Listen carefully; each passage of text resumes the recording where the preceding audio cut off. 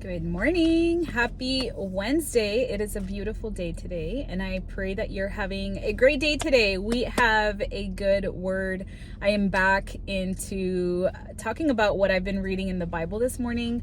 I'm in 2 Kings 11, so that's what we will be talking about, and I think it had a great message. But before I do, I just want to thank you guys for those that have commented and shared some encouragement in yesterday's video. I feel like it's becoming a recurring theme that I just come on here and I don't know, cry or tell you all my feelings. But we're family, and I feel like if we're besties, then we should be able to do that, right? So thank you guys for your encouragement. And I just want to also encourage you that I do these videos because this is literally how life is. If somebody online is presenting a perfect life, they're just lying to you. Okay, they're lying. That is not how daily life is. You can have your great days, and you can have your days where you're just a little down, and you have days where you're and so yeah, that's just how it is. So anyways, but I do want to just testify, because yesterday morning I was crying out to God, and I was like, Lord, I know you are moving in my life right now, but God, give me some clarity, give me confirmation. I need you to show up today and give me confirmation, because there's days that I just feel that it's progressing, and then there's days that I'm like, where are you, right? And let me just say that the Lord showed up for me yesterday and gave me all of the confirmation that I needed. And I praise God, because I needed that. I needed that light at the end of the tunnel. I needed that to just continue to hold on to hope and to see God moving. And I don't know how you guys are with worship music, but I love worship music. I listen to music all the time. It's my best way that I connect with God. For every season of my life, I feel like there's always been a song that really connects to me. In my early journey, this was 15 years ago. I want to say it was maybe 15 years ago, but the song Oceans was really popular, and every time I would hear that song, it was God confirming to me that everything was going to be fine, right? And then through a season around 2020, and so maybe 2019 to 2021, the song Breakthrough by I think it's called Red Rocks Worship was a song that I just listened to on repeat. And right now there's a song that I feel like it's a perfect song for the season that I'm in. And if you guys haven't heard it, you all need to go hear it. It is such a good song. It's called The Story I'll Tell by Maverick City. The one that I've been listening to is a kind of more acoustic version of it. It is so beautiful. But there's a part on there that says, it says, believing gets hard when I can't see what you're doing, but I know that you're proving that you're a God that comes true. Not true, that you're a God that comes through. Every time I hear that, it's just I know that in the silence, you're still a God that comes through. I know that even in the hard times, you're a God that comes through. Yes, there's going to be days that it's hard to believe. Yes, there's days that are going to be difficult and you feel like you're losing hope, but you are going to prove, and you are proving that you are a God that comes through. So I really encourage you to go listen to that. And if you all like it, let me know in the comments. Also, let me know in the comments if there's a song that is speaking to you guys right now. I would love to add more worship songs to my playlist. I will make sure that I link it. I'm pretty sure that I have my worship playlist on my description. If not, I'll make sure that it is. But this is a collection of songs that just have really spoken to me through the years. And I continue to add things on there. So if you're interested in that and that's kind of your thing, then make sure you check that out. But okay, go back to the video. So this is about 2 Kings 11, right? So in chapters 9 and 10, we kind of learn about, guys, and I'm going to butcher the names again, so forgive me, but his name is Yehu. And he's basically has been anointed by the Lord, and his job initially is to wipe out all of the wickedness of King Ahab's dynasty, basically. So Yehu does what he has been called and told to do, and he goes and kills everybody. Like, he kills everybody that is attached somehow to Ahab, to the point that it's like, I believe there was a story where these people pass by, like these like visitors pass by, and they're like, where are you going? And they're like, oh, we're gonna go visit like the friends of Ahab or something like that.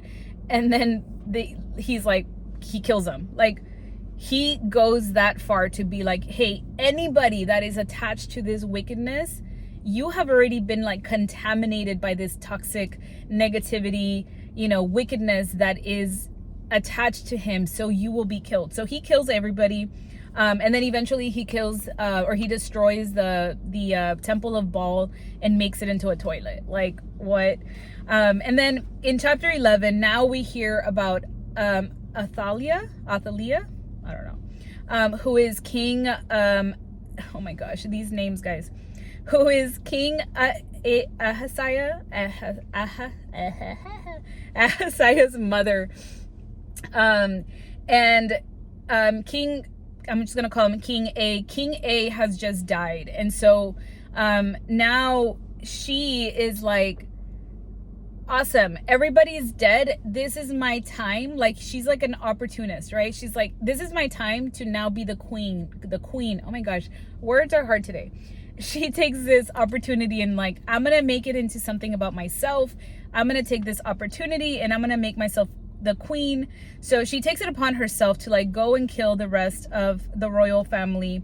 And there's the sister of King A, her name is Yehosheba. Okay, well, that's gonna be her name.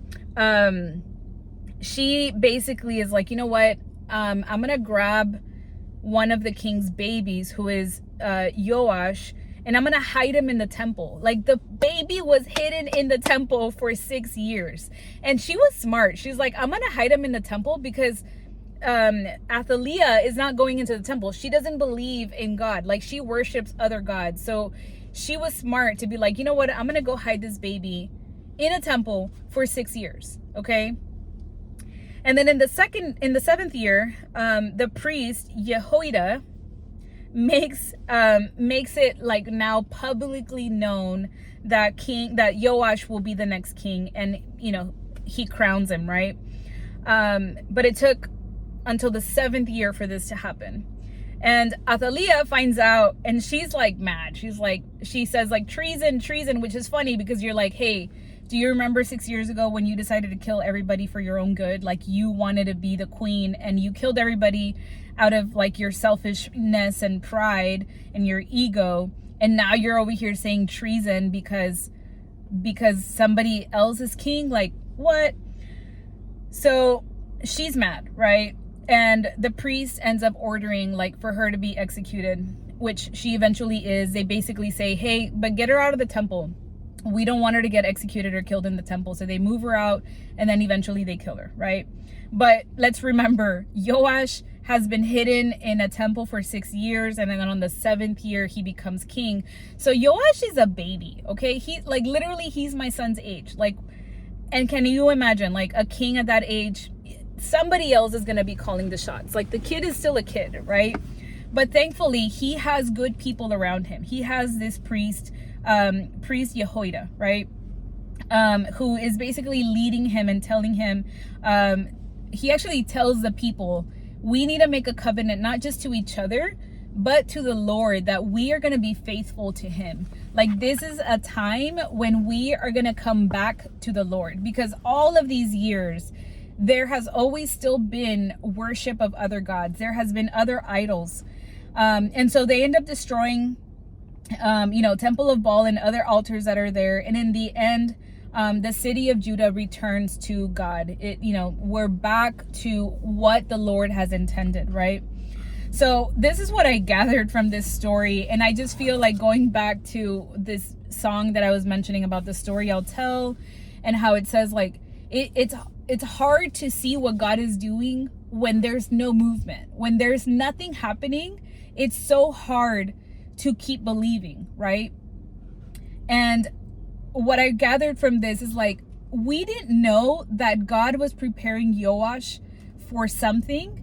And sometimes he has to hide his promises, aka Joash, to protect what he already has in motion.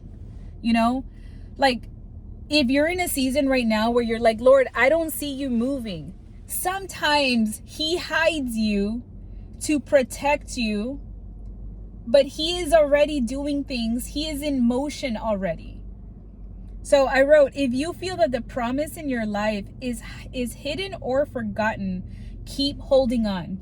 Wait on God's time. He's not done. You're not buried. You're being preserved. You're not buried.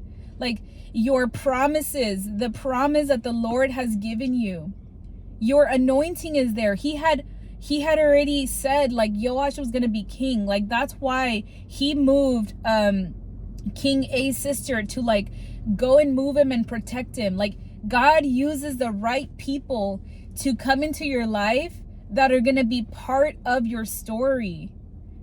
We don't know what he's doing. That's not our job. It's not our job to know what he's doing, but it is our job to be obedient. It is our job to be patient. Like we need to be people that learn how to be patient and to turn our mindset to God, I don't know what you're doing, but I know it's good. God, this door may have closed, but God, I know you have something better. I know it's a mindset shift. I know it's something that is hard because literally like, hello, yesterday I was like telling you guys how it's frustrating, right? But I know the God that I serve and I know how he works.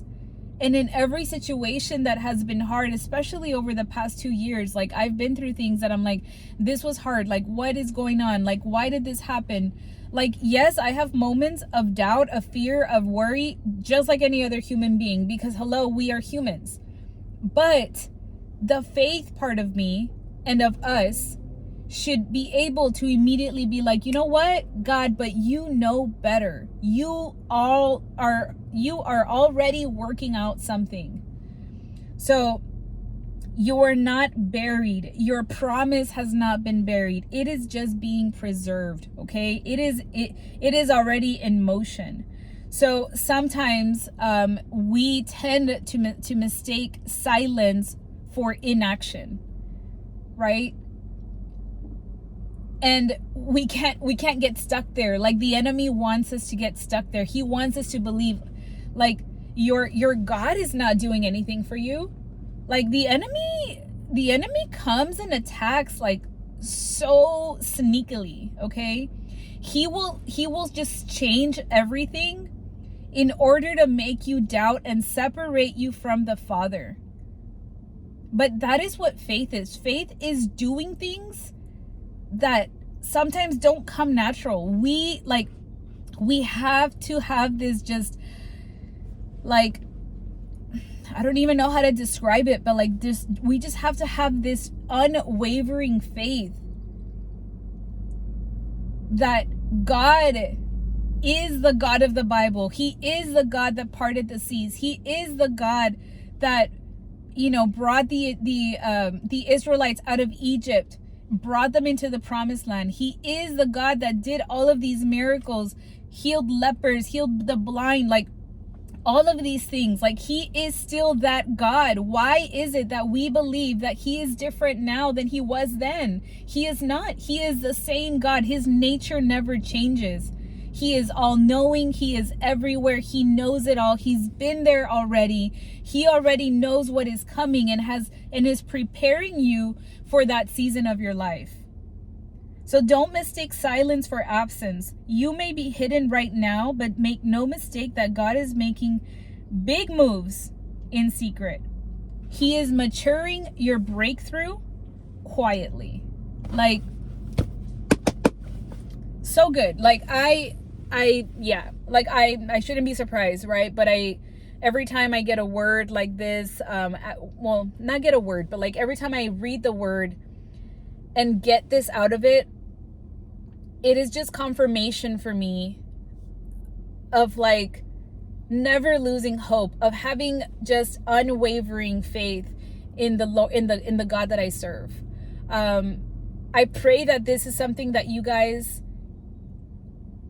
can develop on your own. The only way that I have been able to grow in my relationship with God is through reading the word, because it is so clear to me his nature, like his character, the way that he is so clear when you read the Bible. How do you get to know somebody if you don't talk to them? If you're dating somebody, are you gonna like call them once and then eventually expect to know them and, oh, you're gonna get married with them? No, it comes through relationship. You have to learn to understand how they speak, to be able to hear their voice and recognize their voice. You have to be able to like know who they are, get to really know them through conversation, through relationship, through spending time with him. Why is it that we think it's so different with God?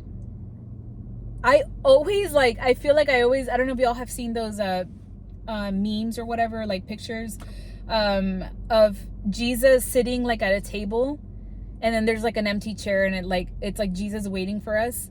Like I see that, and it's just like, like, Lord, thank you that you are waiting, and that you have given me a space in your table to sit with you, to spend time with you, to get to know you. Like if we could just picture that every time, like every time that I read the Bible, I am like, Lord, good morning. Thank you for this opportunity that I get to spend time with you, to learn about you. I invite you to come and spend time with me, and to just give me the wisdom and your peace and understanding, so that I may get to know you better. I just pray that you guys can be encouraged to do the same, because he is literally he's everything. And I pray that you guys got some encouragement through today's video. We'll see you all tomorrow.